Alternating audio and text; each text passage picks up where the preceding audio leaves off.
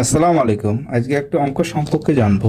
এখানে x minus two is equal to root three হলে x power four plus one by x power four এর মান কত?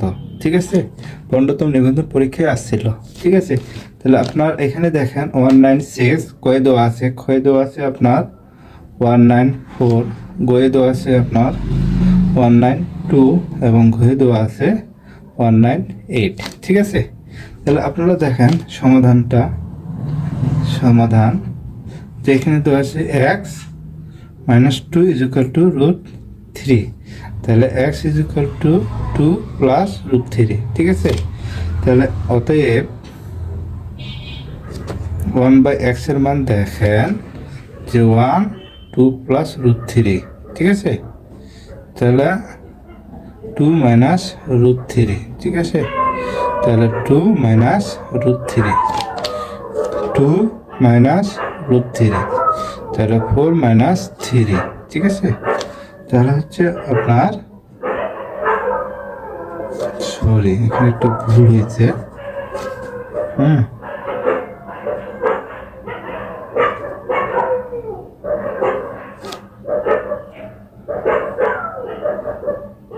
ঠিক আছে, তাহলে এটা আমাদের এখান থেকে ঠিক আছে। তাহলে এখানে আপনারা দেখেন যে এক্স ইজ ইকুয়াল টু এখানে হবে রুট থ্রি প্লাস টু। ঠিক আছে, রুট থ্রি প্লাস টু। তাহলে এবার দেখেন যে অতএব x is equal to one by x is equal to one root three plus two. ঠিক আছে, তাহলে হচ্ছে minus two, root three minus two, root three minus two, তাহলে হচ্ছে থ্রি মাইনাস ফোর। ঠিক আছে, তাহলে হচ্ছে root three minus two minus one. ঠিক আছে, তাহলে minus root three plus two. ঠিক আছে, এটা হলো এ অঙ্ক।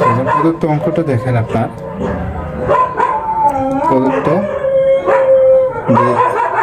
প্রদত্ত রাশি বা প্রদত্ত যে x power four plus one by whole square plus,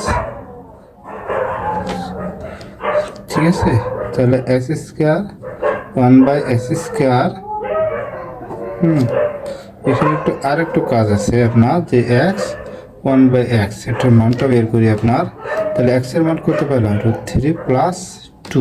ঠিক আছে, তাহলে আর ওয়ান বাই এক্সের মান পেলাম minus root three plus two. তাহলে এটা বাদ, তাহলে হচ্ছে ফোর। তাহলে এক্স ওয়ান বাই এক্সের মান হচ্ছে ফোর। ঠিক আছে, তাহলে এটা হচ্ছে square minus two x square one by x square. ঠিক আছে, তাহলে এটা বাদ, তাহলে হচ্ছে x one by x whole square minus two x one by x two. তাহলে এটার মান হচ্ছে আপনার four, four square minus two. ঠিক আছে, টু।